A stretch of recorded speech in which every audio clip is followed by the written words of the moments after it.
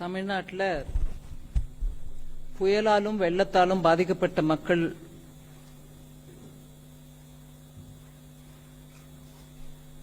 உயிரிழப்போ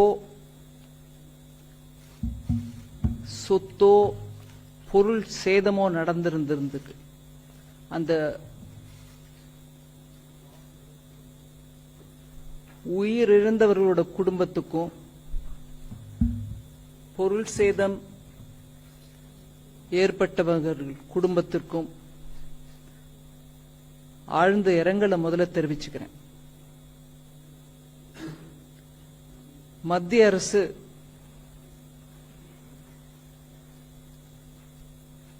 இந்த செய்தி கிடைச்ச உடனேலிருந்து ரொம்பவே உடனடியா இதற்கு உதவி செய்ய வேண்டும் என்ற நோக்கத்தில் பல முயற்சிகள் எடுத்திருக்கின்றன. அந்த முயற்சிகளை கொஞ்சம் எடுத்து சொல்றதுக்கான வாய்ப்பு இந்த பிரஸ் கான்ஃபரன்ஸ் மூலமா நான் உபயோகிச்சுக்க விரும்புறேன். திருநெல்வேலி, தூத்துக்குடி, கன்னியாகுமரி, தென்காசி இந்த 4 மாவட்டத்திலையும் ஒரு வருஷத்துக்கு வர வேண்டிய மழை முழுவதும் ஒரே நாள்ல பெஞ்ச அளவுக்கு மழை பெஞ்சிருக்கு. நான் உஜ்ஜாயிப்பா, அதாவது குத்துமதிப்பா சொல்றேன். ஒரு 50 சென்டிமீட்டர் மழை, 50 சென்டிமீட்டர் மழைங்கிறது தூத்துக்குடி போல ஏரியால தோராயமா ஒரு வருஷத்துக்கு வரக்கூடிய மழை.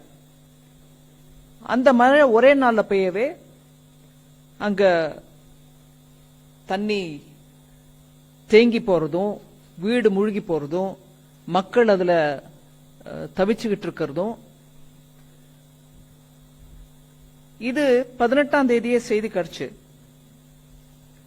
18ஆம் தேதி திங்கட்கிழமை காலையிலே எனக்கு செய்தி அங்கிருந்து சில பேர் போன் பண்ணி, இங்க கட்சிக்காரர்களும் போன் பண்ண பிறகு நான் உடனடியா அன்னைக்கு பார்லிமெண்ட் இருக்கு, நடந்துட்டு இருக்கு. அன்னைக்கு மத்தியானமே உள்ளாட்சித்துறை அமைச்சர் அமித்ஷா அவர்களை போய் பார்த்து அவர்கிட்ட இந்த 4 மாவட்டங்களுக்கு உடனடியா எந்த விதமான உதவி பண்ண முடியுமோ அதை நம்ம பண்ணணும், நேஷனல் டிசாஸ்டர் ரிலீஃப் போர்ஸ் அனுப்பி வைங்க அப்படின்னு கேட்டதுக்கு அவரும் உடனடியா அந்த 4 மாவட்டத்துக்கும் தேவையானதை எவ்வளவு அனுப்பணுமோ அதோட இல்லாம அதிகமா இன்னும் கூடுதலா உதவி கூட பண்ண வேணும் அப்படின்னு சொல்லி அன்னைக்கே ஆர்டர் கொடுத்தத நான் அன்னைக்கு ராத்திரி பார்லிமெண்ட்ல என்னுடைய வேலையெல்லாம் முடிஞ்ச பிறகு என்னோட ட்விட்டர் அக்கவுண்ட்ல போட்டேன், பதிவு பண்ணினேன். என்னெல்லாம் விதமான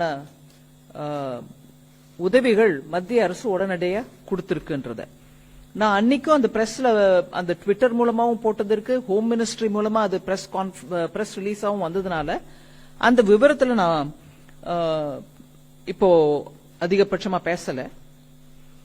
18ஆம் தேதியே ராத்திரிக்கு அந்த விவரம் வெளியில வந்துருச்சு. அதுக்கப்புறம் அங்க போட்ஸும் போயிட்டு இருக்கு, ஹெலிகாப்டர் மூலமாவும் பண்ணிட்டு இருக்காங்க. எவ்வளவு ஹெலிகாப்டர், எவ்வளவு போட் அப்படிங்கறத மாத்திரம் ஒரு 2-3 விவரம் கொடுக்கறேன். ஆனா மொத்தமா சேர்த்து 21ஆம் தேதி டிசம்பர் வரைக்கும் நம்ம கையில இருக்கக்கூடிய செய்தி 42,290 பேர் மீட்கப்பட்டிருக்காங்க. மொத்தமா இதுல எல்லாரும் சேர்த்து மீட்கப்பட்டது. ஸ்டேட் போலீஸ், ஸ்டேட்ல ரிலீஃப் பண்றவங்க, ராணுவ படை மூலமா, கப்பல் படை மூலமா, கோஸ்ட் கார்டு மூலமா, இதெல்லாம் சேர்த்து போட்டு 42,290 பேர் மீட்கப்பட்டிருக்காங்க. ஆனா இப்ப வரைக்கும் நம்மளுக்கு அபிஷியலா தெரிஞ்ச ரெக்கார்ட் பிரகாரம் பாத்தீங்கன்னா 31 பேர் உயிரிழந்திருக்கிறாங்க. மிக வருத்தமான விஷயம். 31 பேர். இத்தனை மீட்பு பணிக்கு உடனடியா மத்திய அரசும் செயல்பட்டு போயிருந்தாலும் 31 பேர் எனக்கு லாஸ்டா கிடைச்ச விஷயம். அதுல நம்பர்ல ஏதாவது இன்னைக்குள்ள வேற விதமா நம்பர் மாறுனா எனக்கு இப்போதைக்கு செய்தி இல்லை. ஆனா டிசம்பர் 21ஆம் தேதி மாலை வரைக்கும் எங்களுக்கு கிடைச்ச விஷயம் என்னன்னா 31 பேர் உயிரிழந்திருக்காங்க. இதுல எல்லா டிபார்ட்மெண்ட்டும், மத்திய அரசை சேர்ந்த எல்லா டிபார்ட்மெண்ட்டும் ஒத்துழைச்சு உடனடியா எல்லாரும் சேர்ந்து அந்த களத்தில் இறங்கினார்கள். அந்த இறங்கினதுனால ஸ்ரீவைகுண்டம் ரயில் நிலையத்துல 800க்கும் மேற்பட்ட பயணிகள் அங்கே அம்பிட்டு தத்தளிச்சுக்கிட்டு இருக்காங்க. அவங்களால இப்போ முன்னும் போக முடியல, பின்னவும் போக முடியல அப்படிங்கிற அந்த நிலைமை இருந்த போது, அந்த ரயில் நிலையத்திலேயே சிக்கி தவித்து கொண்டிருக்கிற அந்த பயணிகளை ரயில்வே சார்பில் சிறப்பு ரயிலும் போதுமான அளவு பேருந்து வசதியும் கொடுத்து அவங்க எல்லாரையும் கூட மீட்கப்பட்டார்கள். அதை தவிர 200 ரயில் சேவைகள் பாதிக்கப்பட்ட அந்த நிலையில கூட ரயில்வே மீதி எல்லா டிபார்ட்மெண்ட்ஸோட சேர்ந்து நல்ல விதமா அங்க சமயத்துல உதவி பண்ணிருக்கிறாங்க. உள்துறை அமைச்சகத்திலேயே இருக்கக்கூடிய கட்டுப்பாட்டு அறைகள் 2 இருக்கின்றன. அந்த 2ம் கூட நிலைமையை 24 மணி நேரமும் மானிட்டர் பண்ணிட்டு இருக்காங்க. தொடர்ந்து கண்காணிச்சுட்டு வரதுனால மேலும் மாவட்டத்துக்கு இந்த 4 மாவட்டத்துக்கும் போக வேண்டிய உதவிகளை தொடர்ந்து இன்னொரு முறை யாரும் கேட்க தேவையில்லாத அளவுக்கு உடனுக்குடனே அனுப்பிக்கிட்டு வந்துட்டு இருக்காங்க.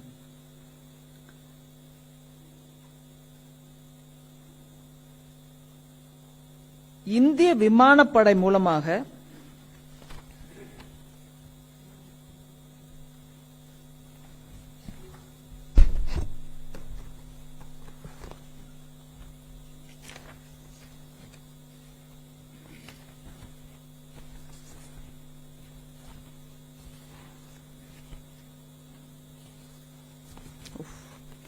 மன்னிச்சிருங்க ஒரு நிமிஷம்.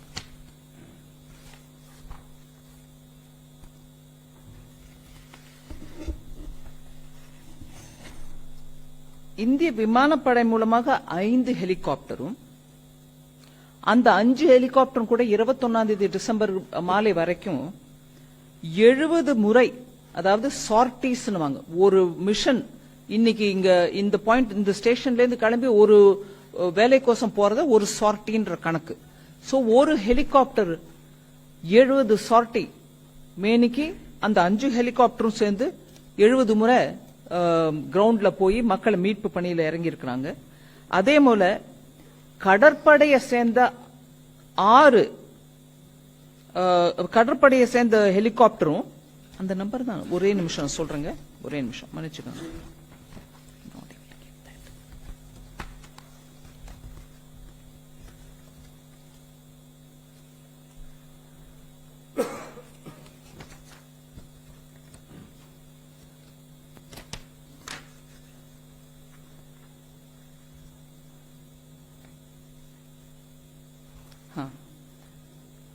மொத்தம் 9 ஹெலிகாப்டர், 5 ஏர்போர்ஸ் மூலமாகவும், 1 நேவி மூலமாகவும், 3 கோஸ்ட் கார்டு மூலமாகவும், சோ 70 சார்டிஸ் பண்ணிருக்கிற இந்த 5 + 1 + 3 9 ஹெலிகாப்டர் மூலமாக 70 சார்டிஸ் நடந்து அந்த 42,000 பேரை காப்பாத்திருக்காங்க. அதுல ஸ்டேட் கவர்மெண்ட் அபிஷியல்ஸ் அவங்க மூலமா ரெஸ்கியூ பண்ணவங்களும் இருக்காங்க. அந்த நம்பரும் அதுல இருக்கு. அதே மாதிரி that's right, I was looking for this. அதே மாதிரி கடற்படையும் அவங்க மூலமா சார்டிஸ் நடத்தி கடலோர பக்கத்தில் இருக்கக்கூடிய மக்களை கூட காப்பாத்திருக்காங்க. கோஸ்ட் கார்டு மூலமாக 11 சார்டிகள் நடத்தப்பட்டது. சோ கடலோர காவல் படை ஹெலிகாப்டரும் இதுல உடனுக்குடனே ரெஸ்பாண்ட் பண்ணிருக்காங்க மக்களை மீட்கிறதுக்கு.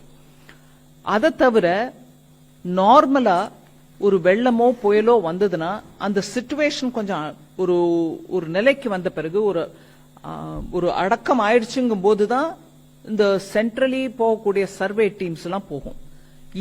இந்த விஷயத்துல இந்த தென் மாநிலங்கள்ல மாவட்டங்கள்ல நடந்த தென் மாவட்டங்கள் 4 நடந்த வெள்ள சந்தர்ப்பத்துல inter ministerial central team IMCT இப்படின்னுவாங்க. Inter ministerial central team, central கவர்மெண்டோட டீம் அந்த 19ஆம் தேதி சாயங்காலத்துக்குள்ளமே அவங்களும் டிப்ளாய் ஆயிட்டாங்க. சோ அந்த வெள்ளம் அடங்கட்டும், வெள்ளம் நீர் வடியட்டும், அதுக்கப்புறம் அனுப்புறோம் அப்படிங்கறது கூட இல்லாம உடனுக்குடனே IMCTயும் அங்க போய் சேர்ந்துருச்சு. என்னோட ஹோம் மினிஸ்ட்ரியோட அதிகாரிகளும் இங்க உட்கார்ந்துருக்காங்க. இதுக்கு முன்னதாக டிசம்பர் 11ல இருந்து 14 வரைக்கும் அந்த சென்னையில இருந்த மிக்ஜாம் புயலுக்கு அந்த IMCT சென்ட்ரல் கவர்மெண்டோட inter ministerial central team Michaung புயலு கோசம் சென்னை சுற்றுப்புறத்தில் இருக்கக்கூடிய மாவட்டங்களுக்கு போக வேண்டிய டீம் டிசம்பர் 11 இருந்து 14 தேதிக்குள்ளவே அது போயிடுச்சு. நான் அதை பத்தி பேசல. இப்போ இங்க 4 மாவட்டங்கள்ல நடக்கக்கூடிய தென் மாவட்டங்கள்ல நடக்கக்கூடிய அந்த வெள்ளம், அந்த புயல், அந்த விவகாரத்தை பாக்கிறதுக்கு IMCT இங்க இருந்து 20ஆம் தேதியே கிளம்பிடுச்சு.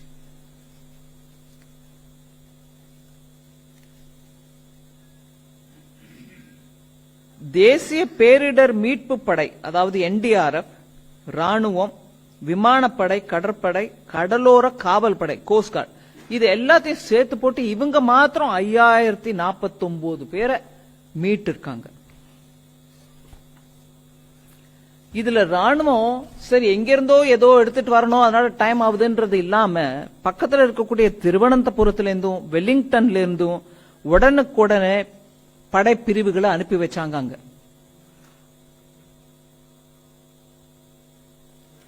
கடற்படையுமே உடனே ஜெமினி படகுகளை மீட்பு பணியில இறக்கியிருக்காங்க. நவீன லகு ரக, அதாவது லைட் ஏர்கிராப்ட்ஸ், ஹெலிகாப்டர்ஸ், நேவி அதையும் எடுத்துட்டு போய் மக்களை மீட்கிறதுக்கு முயற்சிருக்காங்க.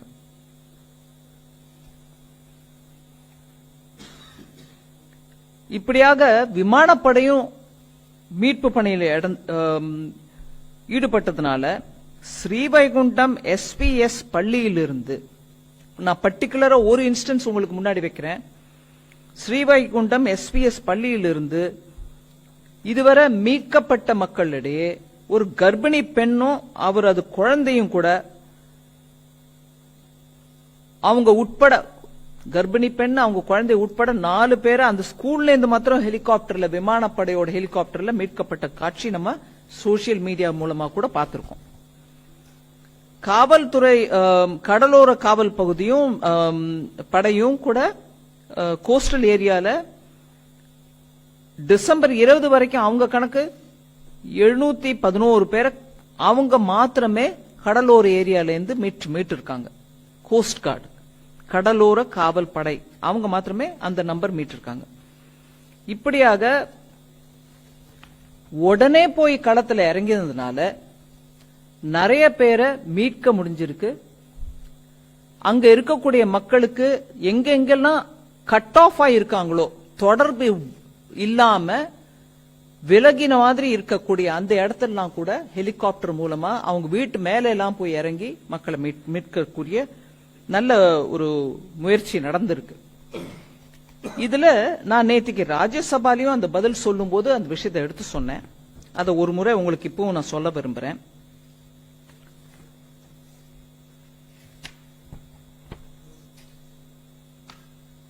ஒவ்வொரு வருஷமும் ஸ்டேட் டிசாஸ்டர் ரிலீஃப் ஃபண்டுக்கு சென்ட்ரல் டிசாஸ்டர் ரிலீஃப் ஃபண்ட்ல இருந்து, நேஷனல் டிசாஸ்டர் ரிலீஃப் ஃபண்ட்ல இருந்து பணம் கொடுக்கறது உண்டு. அது மத்திய அரசோட பங்கு சமயத்துக்கு கொடுக்கணும்.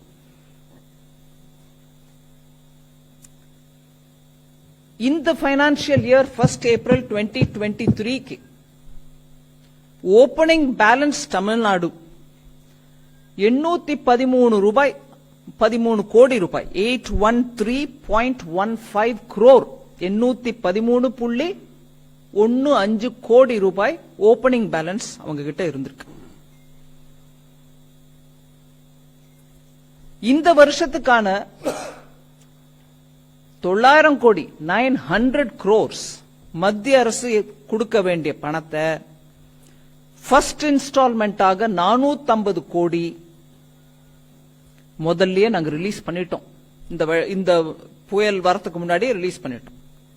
அதை தவிர 2வது இன்ஸ்டால்மெண்டாக மீதி இருக்கக்கூடிய 450 கோடியையும் 12ஆம் தேதி டிசம்பர் இந்த 4 தென் மாவட்டங்களுக்கு மழை வரத்துக்கு முன்னாடியே 2வது இன்ஸ்டால்மெண்ட் 450 கோடி கொடுத்தாச்சு. அதாவது மொத்தமா 900 கோடி 900 crores இந்த வருஷம் கொடுக்க வேண்டியது ஆல்ரெடி ரிலீஸ் பண்ணிட்டோம். 2வது இன்ஸ்டால்மெண்ட் 12ஆம் தேதி டிசம்பருக்கு போயிடுச்சு. இதோட இல்லாம 2-3 விஷயம் நம்ம சொல்ல வேண்டியது ரொம்ப முக்கியம்.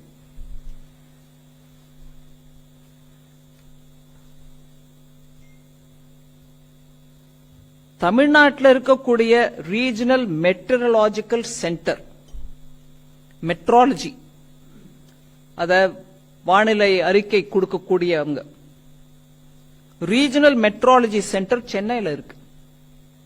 இந்த தென் மாநிலங்களுக்கு, மாவட்டங்களுக்கு, இந்த 4 தூத்துக்குடி, தென்காசி, திருநெல்வேலி, கன்னியாகுமரியில வந்திருக்கக்கூடிய மழை வெள்ளத்தை பத்தி மெட்ரலாஜிக்கல் சென்டர் 12ஆம் தேதி டிசம்பரே தகவல் கொடுத்திருக்காங்க. 16, 17ஆம் தேதி வாக்குல தீவிரமான மழை தென் மாவட்டங்கள்ல வருங்கிறத 12ஆம் தேதியே கொடுத்திருக்காங்க. இதுக்கு ஒண்ணுத்துக்கு மாத்திரம் தான் கொடுத்தாங்களா அப்படிங்கிற கேள்வி எழும். அதுக்கு முன்னாடியே நான் சொல்லிடுறேன், இது மோஸ்ட் மாடர்ன் சென்டர். இந்த ரீஜனல் மெட்ரலாஜிக்கல் சென்டர் சென்னையில எது இருக்கோ அதை பத்தி நான் சொல்றேன். அவங்க 5 நாள் முன்னிலையிலேயே வரக்கூடிய 5 நாள்ல என்ன நடக்க போகுதுன்றத சொல்லிட்டே இருக்காங்க.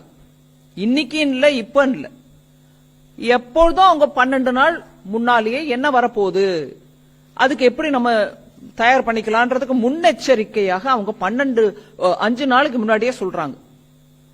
அதை தவிர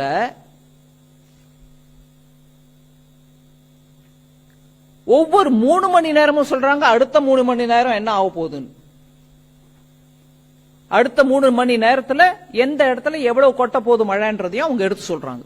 சோ 5 நாளைக்கு முன்னாடியே சொல்லிட்டோமேன்னு விட்டுறது இல்ல. 5 நாளைக்கு முன்னாடியும் சொல்றாங்க, ஒவ்வொரு 5 நாளைக்கு முன்னாடியும் சொல்லிட்டே போறாங்க. அதாவது ஒரு சைக்கிள் மாதிரி போயிட்டே இருக்கு. 12ஆம் தேதி சொல்றது 16, 17ஆம் தேதி வரைக்கும் உள்ள 5 நாள்.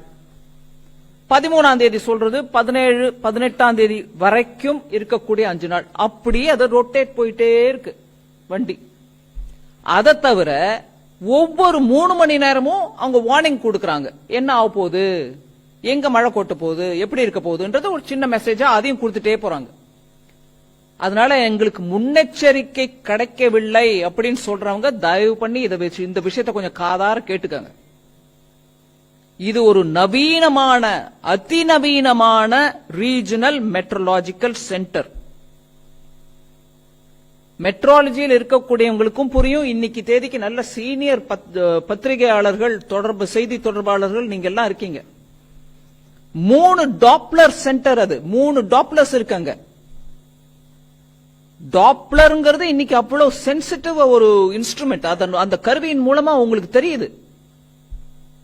3 டாப்ளரோட இருக்கக்கூடிய அந்த சென்டர் மூலமாக 5 நாளைக்கு முன்னாடி அட்வான்ஸா ஒவ்வொரு 5 நாளைக்கும் அடுத்த நாள் அடுத்த நாள் அடுத்த நாள்னு சேர்த்துக்கிட்டே போகுது இன்ஃபர்மேஷன். அதனால இந்த தென் மாவட்டங்களுக்கு வரக்கூடிய இந்த பேரிடரை பத்தி 12ஆம் தேதி டிசம்பரே செய்தி வெளியிடப்பட்டிருக்கிறது. அதனால நான் பிரதமர் ஐயா மோடி அவர்களுக்கும்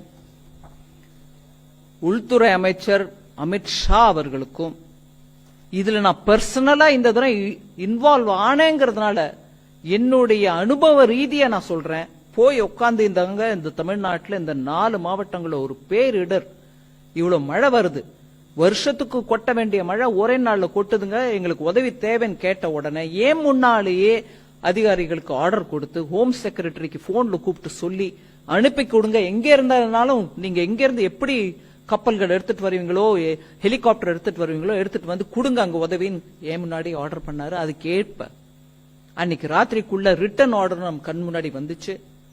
களத்திலையும் இறங்கினாங்க. நான் நிறைய பேரோட அதுக்கப்புறமும் பேசினாங்க, ஆமாங்க ஹெலிகாப்டர் வந்திருக்குங்க, இன்னும் நிறைய கொடுங்கன்னு கேட்டாங்க.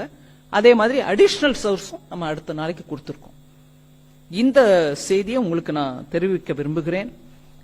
அதோட இல்லாம தமிழ்நாட்டில் எப்ப என்ன இடையூறு வந்தாலும் உடனே பிரதமரும் உள்ளாட்சி அமைச்சர், உள்துறை அமைச்சர் அமித்ஷா அவர்களும் உடனே ரெஸ்பாண்ட் பண்றதுக்கான இந்த உதாரணம் ஒண்ணு நம்மளுக்கு முன்னாடி இருக்குது. எப்பொழுதும் தமிழ்நாட்டின் நலம் கோரி அவங்க 2 பேரும் தலைவர்கள் எங்களுக்கு ஒத்துழைப்பு கொடுத்திருக்காங்க. அதே மாதிரி புரிஞ்சுகிட்டு விவகாரம் பண்ணிருக்காங்க.